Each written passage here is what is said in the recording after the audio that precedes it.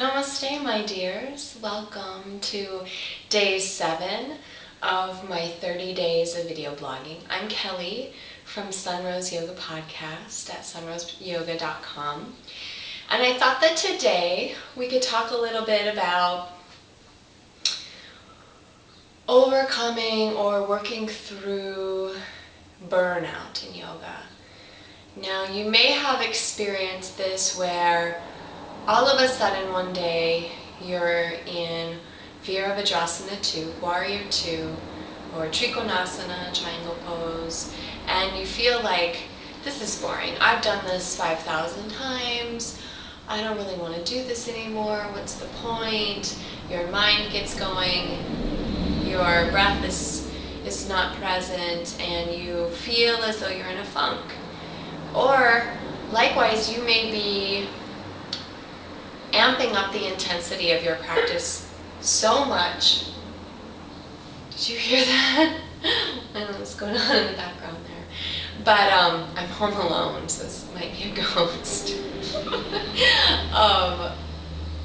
You might be amping up your intensity so much that you may have a yoga injury or two. Or you may have some other scenario where you just feel like, this is burnout, I'm in a funk, something needs to happen. Do you abandon your practice? Does this mean that yoga is not for you? No.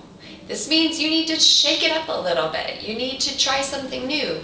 If you have a religious Ashtanga practice, maybe try incorporating some Kundalini Kriyas into your practice, or some restorative yoga.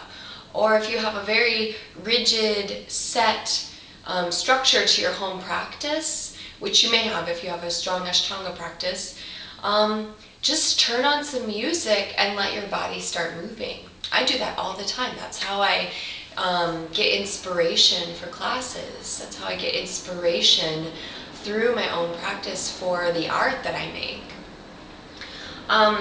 Bottom line, I'm not talking about, resistance that comes up in poses where you're working with your breath, you're working through blocks and resistance in the body and in your energy fields, bringing you to a place of greater balance. I'm talking about that place where you're in a little yoga rut and you need to shake things up. That's how I come up with things like octopus, and how I come up with things like, that pose that I showed yesterday, the lotus-eyed unicorn, which we named in class. Yoga doesn't have to be so serious. It's the fun, the LILA that we can tap into when we let go of our expectations for our practice, when we let go of our routine every now and then, are just wonderful tidbits of true connection to the divine that we have this capacity to tap into. It's a wonderful thing. So I really encourage you, if you find yourself ever in that place, to step away from the everyday, step away from the nuts and bolts of your practice and try to take it somewhere new. If you've been in this situation and you have some suggestions for our friends who might be watching, why don't you post a comment or send me an email at sunroseyoga@gmail.com.